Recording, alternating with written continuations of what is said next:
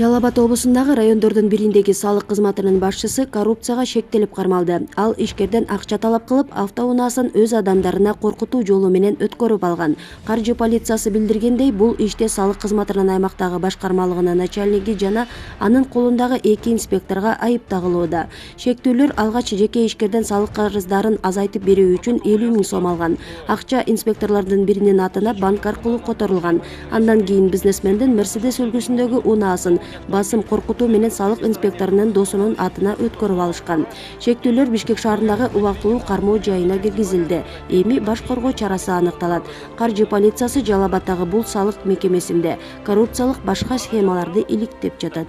Маалымат булагы Калыс медиа. Так, эми кийинки сторонасында бул айдоочу бара деп жазылды, да? Так. Саат 09:50.